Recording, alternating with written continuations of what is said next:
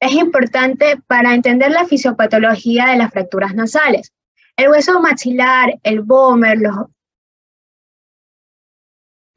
el hueso maxilar, el vómer, el lemoidal, los huesos nasales, el frontal van a formar la estructura ósea de la nariz. Superiormente, los huesos nasales van a tener un espesor mayor, donde se articulan con el proceso nasal del frontal. Esta área va a ser relativamente la más firme y la más estable. Por el contrario, en el tercio inferior, al componerse de estructuras cartilaginosas como los cartílagos laterales y el septum nasal, va a ser una área débil y de espesor delgado, donde los traumatismos que ocurren en esta zona dan lugar a lesiones comunes como dislocación, desplazamiento o avulsión más que verdaderas fracturas. La zona de transición entre la región proximal gruesa y la porción distal fina va a ser susceptibles a fracturas. Aproximadamente el 80% de las fracturas nasales ocurren en esta zona de transición. Luego, continuando con las paredes laterales inferiores, estas van a ser responsables del contorno estético de la nariz y van a formar una estructura fuerte cartilaginosa. En cuanto al cartílago septal posterior, va a dar un soporte a la parte superior y va a formar los 2/3 de la nariz.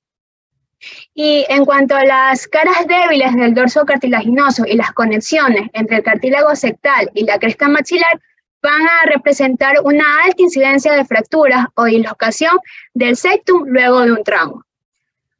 Con respecto a la irrigación, vamos a tener que las arterias carótidas externas y internas van a suministrar la sangre nasal.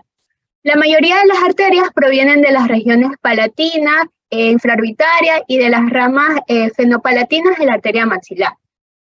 La porción inferior y media van a tener suministro de sangre por parte de las ramas de la carótida externa y también de las ramas sigmoidales anterior y posterior de la arteria carótida interna.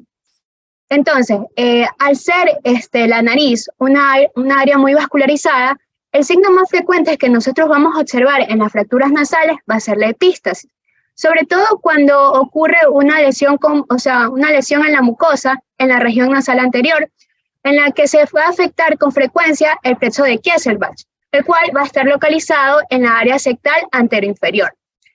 Ya en casos donde exista un sangrado posterior, esto ya va a resultar de una lesión de las arterias fenopalatinas y hemoidales posteriores, donde el control de dicho sangrado va a ser muy difícil por su ubicación, por lo que va a ser necesario de balas interno, cateterismo, embolización. Siguiente. Ya, ahora sí, entrando al tema, tenemos que las fracturas nasales van a ser las más comunes de los traumas faciales, representando el 50%. Entonces, las fracturas van a constituir toda agresión sobre las estructuras que conforman la pirámide nasal, por lo que se deben manejar correctamente, ya que estas pueden repercutir en la calidad de vida del paciente, produciendo así modificaciones en el aire inspirado o deformidades estéticas. Es por eso que se deben reconocer entre las 24 y 48 horas después del trauma para ser manejadas de forma rápida, sin importar la edad del paciente.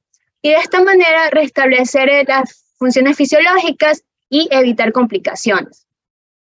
En cuanto a la incidencia, tenemos que la incidencia va a ser alta tanto en adultos como en niños. En el caso de los adultos, las tasas más altas de incidencia se van a encontrar en los varones, que va a tener una vinculación con traumatismos intencionales y sobre todo esto se ve en el grupo de entre 15 a 25 años. Ya en las mujeres, en cambio, resultan de una lesión accidental personal. Y en los niños, ya los casos de traumatismo se deben a una lesión accidental relacionada con juegos o deportes, más que confrontaciones físicas. Por lo tanto, entonces, para concluir, tenemos que las causas más importantes que van a desencadenar un trauma nasal van a ser las agresiones, las caídas, los accidentes de tráfico y los accidentes deportivos. Siguiente.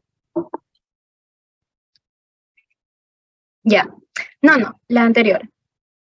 Ya. Tenemos que los huesos nasales se van a clasificar. Se pueden subdividir en abiertas o cerradas según haya o no exteriorizado los fragmentos óseos. También hay otra clasificación, que es la clasificación de Strand, que esto los divide en cuanto a la dirección del golpe y la intensidad de la fuerza. Entonces, tenemos a fracturas nasales de impacto frontal y a traumatismos en sentido lateral. Por ejemplo, los golpes frontales directos pueden acarrear una fractura en la porción inferior del hueso nasal, o bien los huesos nasales se van a separar entre sí en la línea media y a los lados, de modo que se pueden extender hacia afuera y también van a tener un ligero aplanamiento del puente de la nariz. En el caso del traumatismo en sentido lateral, es común que ocasione fracturas. ¿Por qué? Porque va a haber una ausencia de soporte estructural en cualquier lado de la pirámide nasal, que no pueda absorber o disipar la energía del impacto. Entonces tenemos que esta fractura puede presentar un hundimiento unilateral del hueso propio o también una desviación escoliótica en forma de S o una lateralización completa si es que se llegan a afectar las dos láminas laterales. Siguiente. Ya. Hay otra clasificación que es la clasificación de Roerich, el cual esto lo clasifica en función de la posible afectación de las estructuras orbitarias, endocranianas o de las áreas del macizo facial. Esto lo va a dividir en 5 tipos.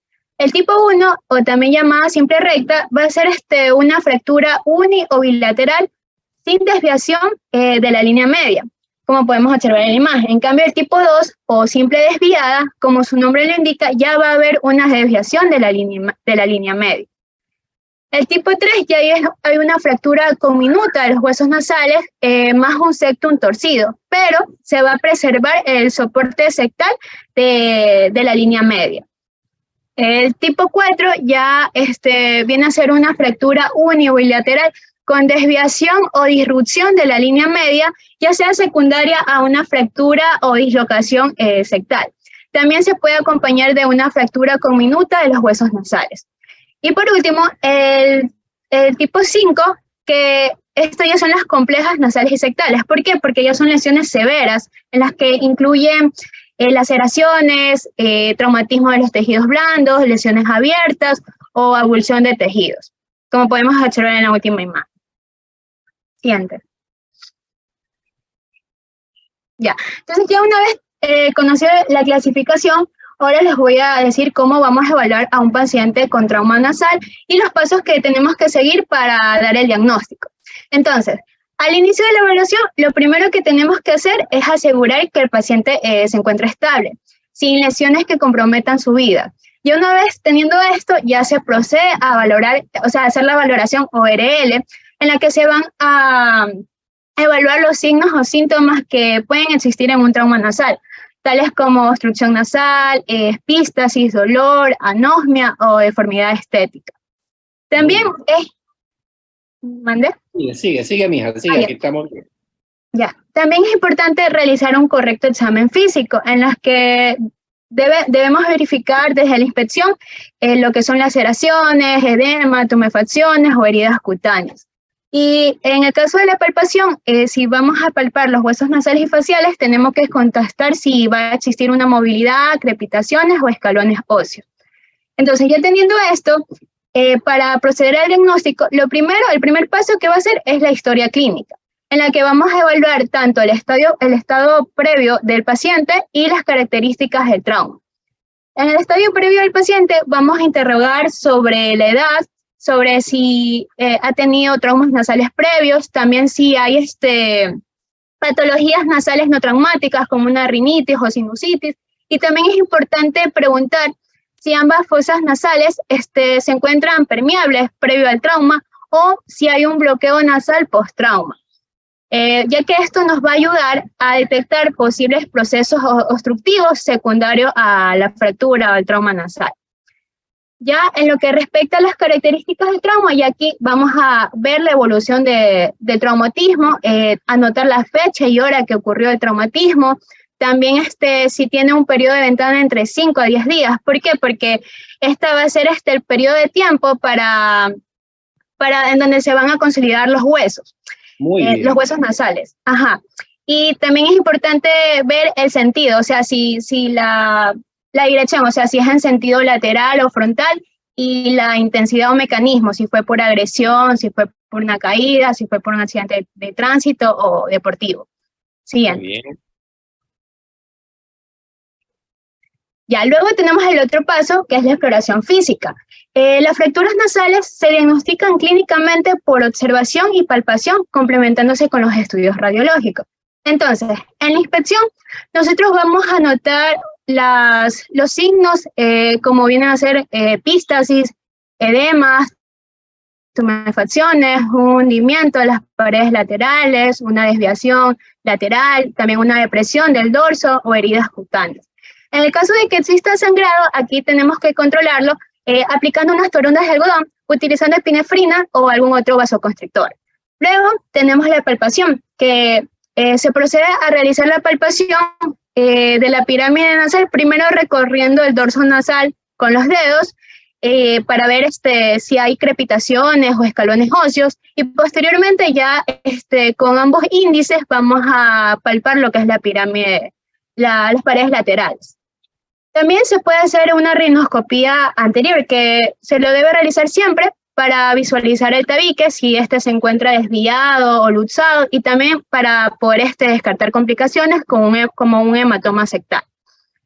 Otro es la exploración de orofaringe. ¿Va a decir algo? Siga nomás, que ya después hago lo mío. Ya, otro tenemos la exploración de orofaringe, que aquí vamos a ver si hay pérdidas dentoalveolares, si hay un trauma labial o lingual, también si hay un sangrado en la pared faríngea posterior. Y si existe un sangrado activo, lo que vamos a hacer es controlar con taponamiento. Y por último, tenemos las imágenes radiológicas, que estas van a ser importantes para complementar el diagnóstico. Y las que se van a solicitar siempre van a ser las radiografías simples de los huesos propios y la proyección de Waters. ¿Pero por qué? ¿Por qué va siempre la lateral de huesos propios y la de Waters? El lateral, no AP, jamás AP. Vamos a ver, especifica por qué la lateral y por qué la de Waters. Tiene que haber una razón, y esa razón existe. Porque muestran el dorso de la nariz. Ya, o sea, ¿cuál? La de Waters. La lateral, a ver, vamos. La de Waters, si se corta el tiempo, nos volvemos a conectar con el mismo link, ¿verdad, Jessica? Sí, doctor. Ya, ok.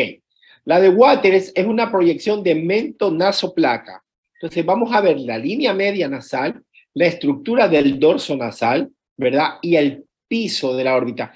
Ya hablaste tú de la valoración en conjunto del trauma nasal.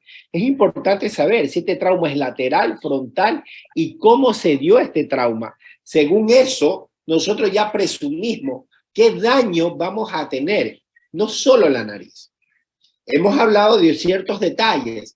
Primero tenemos que tener en claro cuánto tiempo nosotros tenemos para hacer una reducción de huesos propios de nariz.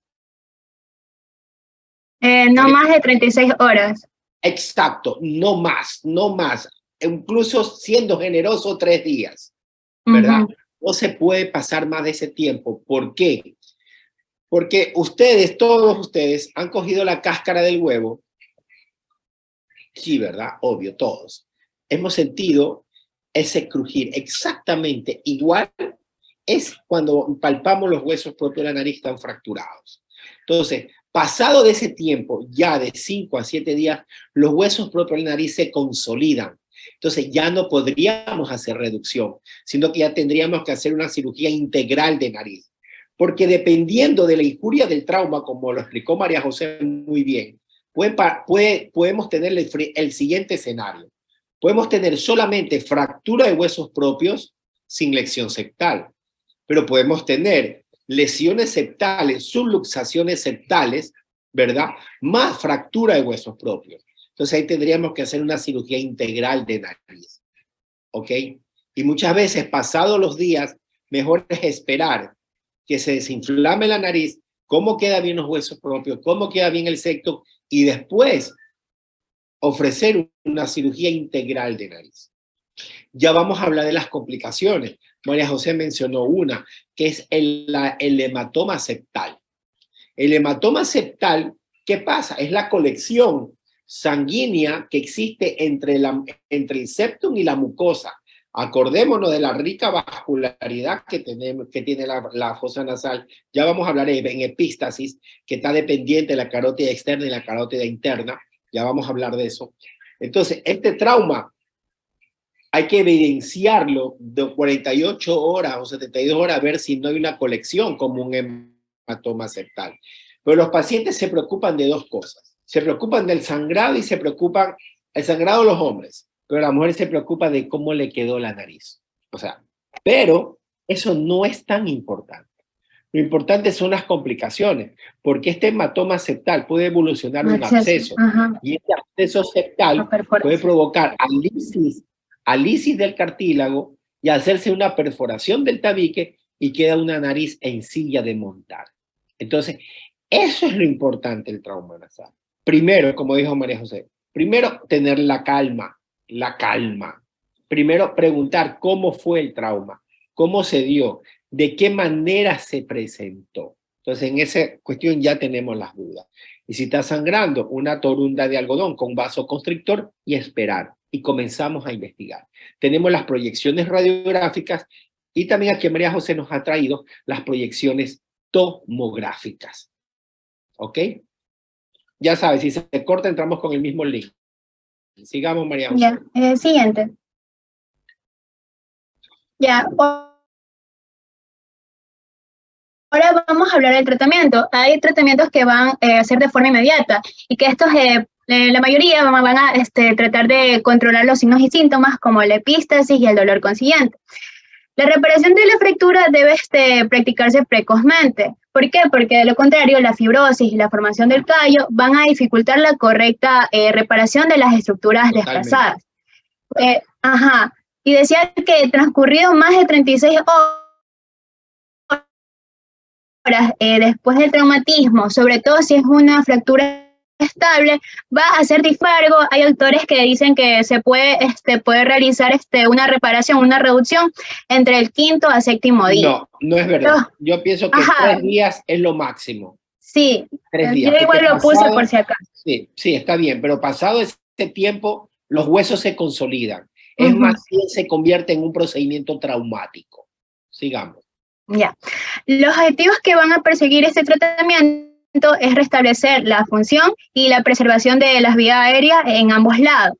También restablecer el aspecto estético. Cuando nosotros nos encontramos en una fractura nasal menor o contusiones sin deformidad, estos normalmente van a sanar a las 4 semanas. Pero si estamos frente a una fractura simple, sin desplazamiento, aquí ya sí se debe instaurar un manejo conservador, aplicando medios físicos, analgesia, antiinflamatorios y también protección contra una lesión adicional y lo que es un descongestivo nasal. Ya cuando la fractura se encuentra desplazada, ya aquí ya va a haber edema, entonces nosotros vamos a valorar el edema y si no nos permite realizar una buena evaluación, se puede administrar analgésicos orales y también prescribir descongestionante nasal, no más de 3 días. Otra cosa importante es de que se le debe decir al paciente que regrese a consulta al cabo de 2 a 5 días para ver cómo sigue evolucionando. Eso es lo más importante. Siempre el paciente que está un trauma